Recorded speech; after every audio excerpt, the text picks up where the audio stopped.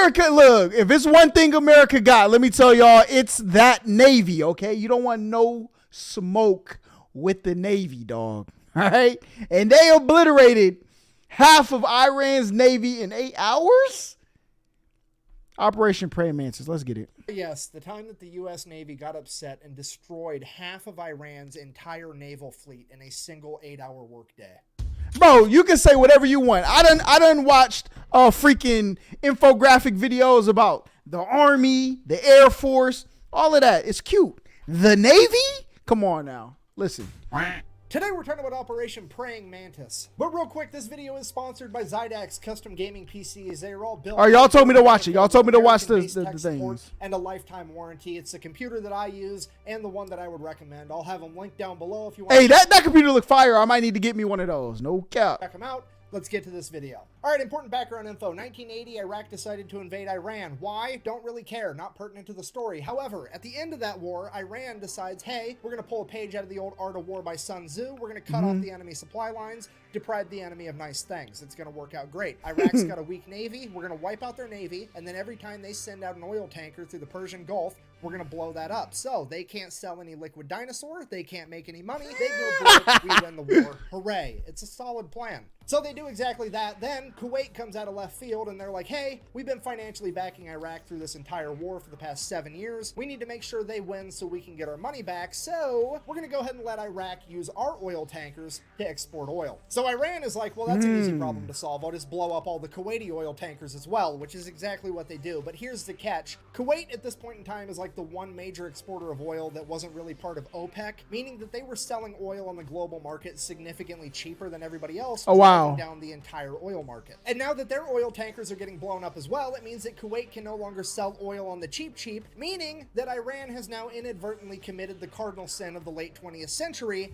raising gas prices. Boy. See, that's what I be trying to tell people. People be looking at the gas prices. They think it's, oh, the gas prices went up. You know what I'm saying? Oh, my goodness, who did this? Bro, you never know. The world is so big, politics are at play, okay? Now the entire Western world looks over at the Persian Gulf like, the fuck? The ghost of Sun Tzu's sitting there shaking his head like, that's the one exception. I would have messed with any supply line except for that one because we all know what happens next.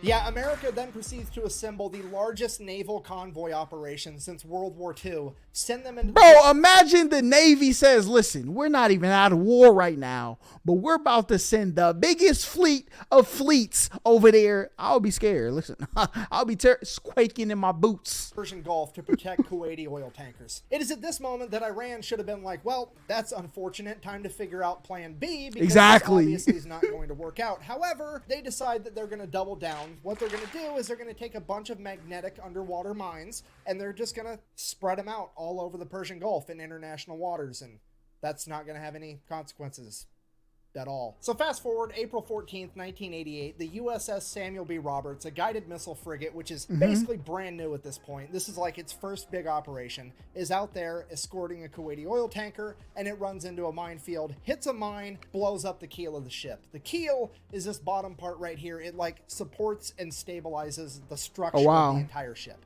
and it gets blown completely in half. At this point, the only thing holding this boat together is the actual deck. 1 second, everything's fine. The next second, there's a 15-foot wide hole in the bottom of your ship. Everything's on fire and water is rushing in. The USS Samuel B. Roberts took on half of its weight in water in the first minute. This is a catastrophic amount of damage that would sink 99% of ships, but as fate would have it, the crew of the USS Samuel B. Roberts had already been winning competitions for having the best damage control crew in the Navy. So the entire crew gets to work. They're fires, they're plugging holes. They're literally cinching the hull together with steel cables trying to stabilize it because the only thing holding it together is a deck at this point. Over the course of the next 5 hours, the entire crew fights their ass off and somehow manages to get the situation under control and limp the ship all the way back to Dubai where they can get it to a port. And the most incredible part of all of it, nobody died. A single American was killed. Hey, listen. They was in there like the NASCAR. They was in there moving, boy. Killed. Only 10 men were injured during the fire and the initial explosion. So the wow. crew survived, the boat's basically completely destroyed. Then America sends in an underwater crew, figure out what happened. They find the remnants of the mine. They check out the other mines. Yep, they're Iranian. At this point, now somebody has to inform the president because this is a big deal. And the president at this point in time is, let me check my notes, fucking Ronald Reagan. I'm from the government and I'm here to help. So they go ahead and they brief Ronald Reagan on everything that happened. He's super happy that everybody survived. And he's like, okay, well, here's what we're going to do. We're going to issue a proportional response. And what the U.S. Navy did was... He said proportional. Listen. Proportional. So here's the plan. Iran currently has 3 oil rigs in the Persian Gulf that are not being used for drilling oil, but as military base. I think the proportion is, wow, we regret, escorting this Kuwaiti oil tanker because this is what happened to our boat. So a proportional response is, now we're going to make you regret ever putting this mine in this water, okay? This is for the naval operations. So the U.S. Navy is going to go ahead and take out all 3 of those. Now, I don't really know what the guided missile frigate to oil rig exchange ratio is, but we're going to go ahead and err on the side of caution and say that it's not quite proportional enough yet. So Iran also really only has like 2 modern naval vessels. That's the Iranian frigate Sahand and the Iranian frigate Sabatland. They're going to go ahead and take out at least one of those, maybe both. We'll see how proportional they want to get. And then by the time they get all that done, that should be a nice 8-hour work day. It'll be time to clock out and go get some ice cream. So in order to get all this done by quitting time, they're going to go ahead and establish 3 different surface attack groups. Each group is going to have 2 destroyers and 1 bonus ship. That bonus ship is either going to be an amphibious landing ship or a frigate. Either way, they're all going to be identified as Bravo, Charlie, and Delta. Bravo group is tasked with taking out 2 oil rigs. Charlie group is tasked with taking out the 1 remaining oil rig. And Delta's mission is to go hunt down those 2 frigates and take them out. And then, just for insurance purposes, we're also going to have the USS Enterprise parked right outside the Persian Gulf to provide air support. Yo, the fact that says E equals MC squared on there, and that's the equation they use to make the atomic bomb, is insane. Okay.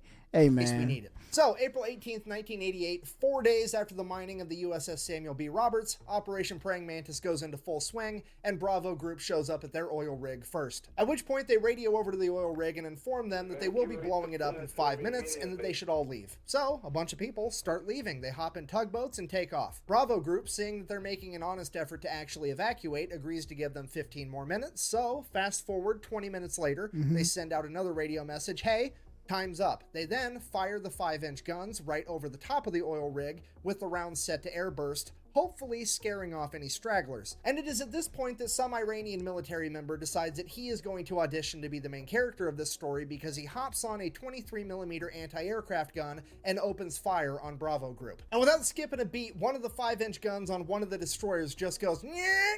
Poof, and just fucking direct hit smokes this dude. Barely touches the rest of the oil rig. This guy, definitely not the main character, but the silver lining, he at least made it into the credits as Baloney Mist Cloud number 1. Now, obviously, I'm paraphrasing here, but he called him Baloney Mist?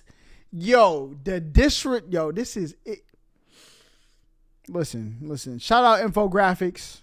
I was binging infographics during the beginning of COVID. And I was like, let me see what these American tax dollars go to. And then I learned about the military. And I think I started listening to Five Finger Death Punch. And I said, yo, listen. Hey, listen, take all the money. Y'all want all the taxes? Y'all can have it, all right? At this point, I don't want no smoke. Bravo Group radios over to the... Because they out here turning people into baloney mist. Rig one last time, something along you said the that's lines sad. of, hey, does anybody else need to find out what it's like to chew 5 gum? Or you fuckers ready to quit? The oil rig finally radios back and is like, yeah, please cease fire. We're gonna leave. So all the Iranian military members leave. Bravo Group decides to open up on it for a little bit with the 5-inch guns before sending over a couple of Hueys full of Marines. The Marines hop out, place some demo charges, hop back on the helicopters, take off. The entire oil rig blows up, and already things are getting more proportional. That's crazy. And while all that was happening, Charlie Group made it to their first oil rig as well, and pretty much the exact same thing played out. The only differences were Charlie Group didn't have Marines to place the demo charges, they had Navy SEALs, and when the Iranians opened up with the 23mm anti-aircraft guns, they just decided to keep firing 5-inch shells at the oil platform until it burst into flames and burnt the entire thing to the ground. At which point, the commander of the destroyer looks over at the Navy SEALs and is like, sorry, I guess you guys get to sit this one out. Oh, mission got canceled? Good. And while all that's going down, Bravo Group's already making their way over to the third oil rig, at which point they pick up something on radar, and it's definitely another enemy ship headed right towards them. And at this point, you have to remember, this is the late 1980s. None of the American sailors have seen naval warfare on this scale. The pucker factor is on. They are getting harpoon missiles ready, and they are about to get in like one of the biggest naval fights since World War II. At which point, whoever's in charge of Bravo Group decides to take a deep breath, and they're like, okay, let's send up a helicopter real quick just to verify that it's actually an enemy ship. So the helicopter goes up, radios back to Bravo Group. It's definitely a warship, but it's a Soviet destroyer. At which point everybody's like, what? What is happening right now? So they radio over to this Russian destroyer and they're like, what are your intentions? And the Russian commander radios back in broken English. I swear to God, this is a real quote. I'm just here to take pictures for history. Look, I know that I bash on the Soviet Union and communism every single chance I get, but this time around, I gotta give it to them. These guys know how to party. Just straight up rolling into the middle of the largest naval operation since World War II to eat popcorn and watch. It's incredible. That's crazy. Hey, you're at war, right? Imagine you're fighting for your life. You down to 3 HP. You know what I'm saying? You trying to bandage up your ship. You look over. You see somebody who's beefing with the people you're fighting with. You're like, something might happen. Next thing you know, and they taking pictures of you getting beat down, bro. That is insane.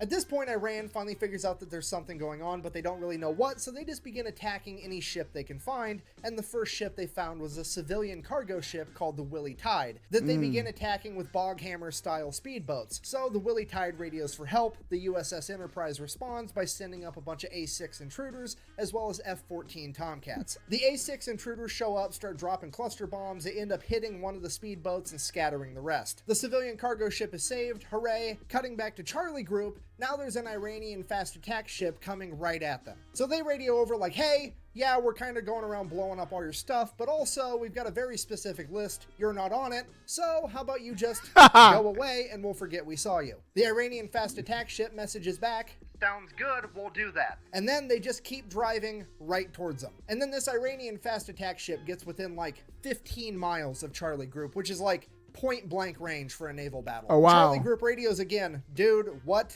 are you doing? To which they respond, I'm following orders. And then they proceeded to lock their radar on Charlie Group, which Charlie Group can see. At which point Charlie Group immediately they can launches tell? 5 missiles directly at the Iranian vessel. The Iranian vessel fires a harpoon missile back at Charlie Group. Both groups now have missiles in the air screaming towards one another. The Americans launch countermeasures, shooting up chaff rockets that end up catching the harpoon missile, detonating it in midair. The Iranian vessel, on the other hand, did not have any countermeasures capable of stopping the newer technology behind the American missiles, and it would end up getting sunk pretty much immediately. Then, before anybody can really even fully digest what just happened, radar picks up 3 Iranian F-4s screaming towards Charlie Group. Charlie Group then turns, fires a bunch of surface-to-air missiles at the F-4s. The F-4s see them coming. They're like, oh shit. They pop a U-turn and try to outrun them. F-4s, while they are extremely fast, can't outrun missiles. Trying to outrun a missile?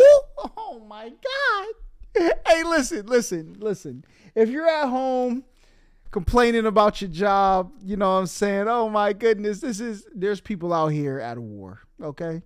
You know what I'm saying? Be grateful. Huh? How about that? You know?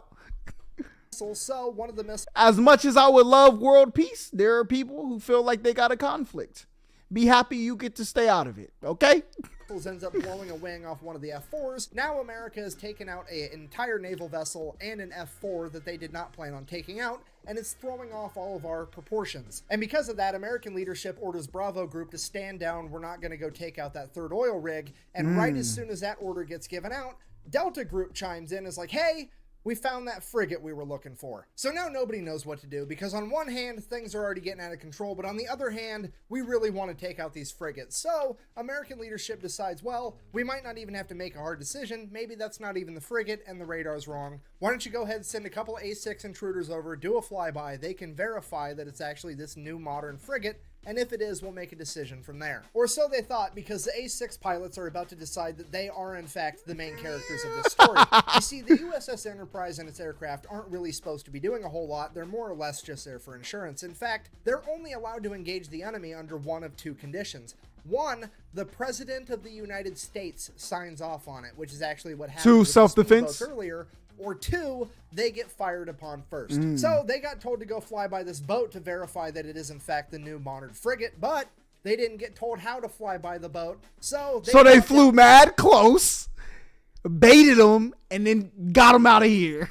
50 feet above the water and just gun it, and they buzz the entire ship. So the ship opens fire with its AA guns, but these planes are so low to the water, the AA guns can't actually aim down low enough, so all the anti-aircraft fire goes right over the top of them. They continue to stay low enough till they get out of anti-aircraft gun range, and then they pull up, at which point the ship launches a bunch of surface-to-air missiles at them. They drop chaff as a countermeasure, takes care of those, no big deal. They then go around, do a U-turn. Black boy was good. Hey, listen, them boys is out here trolling. All right, they knew what they said. Listen, there's only one option at this point. The president might not sign off, so we about to bait him. All right, we about to swing. They gonna weave it and mink. Oh, send man. a radio message to this frigate. I'm going to sink you now, which they can now legally do. Crazy. Because remember, the ship fired on them first. Victim to one of the classic blunders. So the A6 fires an anti-ship harpoon missile, and the second they pull the trigger on that, the fire control team from the USS Enterprise is like, what the fuck are you doing? We're not supposed to be killing things yet. And the A6s are like, look, they fired at us first. Them's the rules. And the USS Enterprise is like, holy shit. Finna make me jump at that. I guess. Let him have it. Then the harpoon missile finally makes impact. It's a bullseye. The A6s do a U-turn, go, drop another 500-pound laser-guided bomb right through the deck of this frigate, fly past it, do another U-turn, come back, drop a 1,000-pound bomb on it. Then they radio over to the Enterprise and like, yeah, it's definitely gonna sink. We're gonna head back. So the A6s take off, headed back to the Enterprise, and like 5 minutes later, Delta Group shows up with their warships and begin firing on the already sinking frigate. That's They hit crazy. The magazine, the frigate explodes, rapidly sinks to the ocean floor. At this point, naval leadership is like, okay, Jesus Christ, everybody stop killing things. We need to figure out what all happened. We got to keep this proportional, remember. So they start radioing back and forth. Everybody's figuring out what everybody did, if anybody's hurt, what's going on, the whole story. And then as the A6s are making their way back to the USS Enterprise, guess what they happen to fly past? The other modern frigate. So now the entire U.S. Navy is looking at this last frigate like SpongeBob looking at a jug of water. I don't need it. I need it.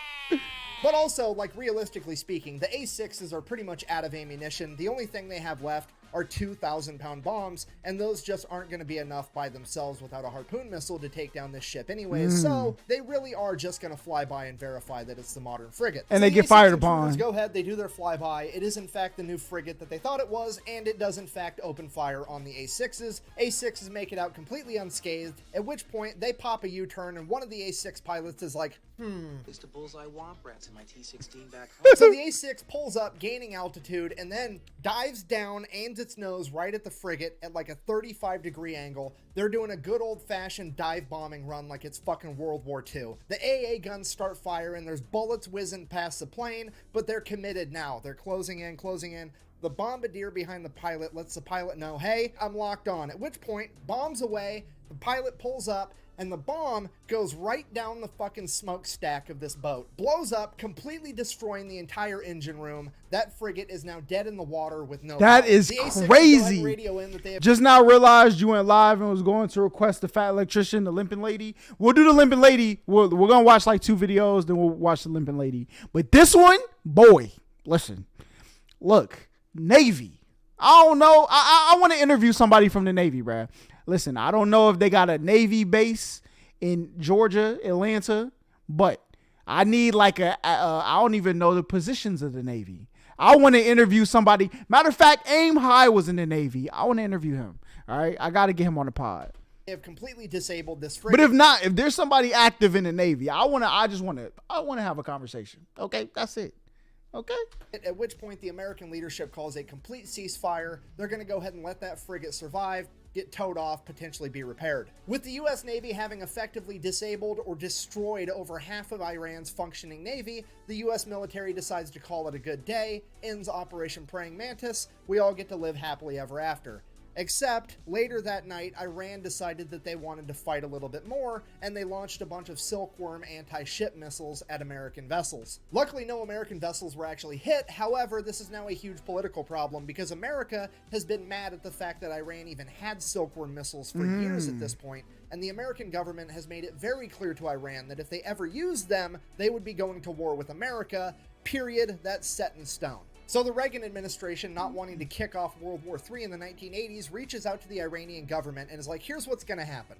You're going to go ahead and admit that that was an accident. I'm going to sweep it under the rug, and we're never going to talk about it again. Because if this makes headline news and the American people find out, I'm going to have to get real proportional around here. So I was like, okay, fine, whatever. It was you wanted to use one of your secret weapons?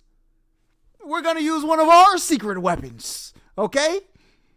See, now y'all missed. We won't. Hey, man, listen, that's why sometimes you just got to stay out the way. You admit defeat. Listen, you won. I'm sorry. I don't want no more smoke. an accident. Let's sweep that whole thing under the rug. But I am still going to take America to international court to try to prove that it was a war crime to take out my oil rigs. That way I can get reparations and make America pay for it. So they go to international court. They lay out the case. The international court is looking at America like, okay, well, first of all, you're the fraction people. I don't know how you think that this is proportional, but it definitely the wasn't. fraction people. Second of all, according to the Amity Act, you absolutely should not have attacked their oil rigs. This is probably a war crime. At which point the representative for America is like, well, actually, if you read the Amity Treaty between Iran and the United States, it only talks about ships and boats. It don't say shit about oil rigs, meaning I wasn't obligated to not attack those oil rigs. At which point the court is like, hold on.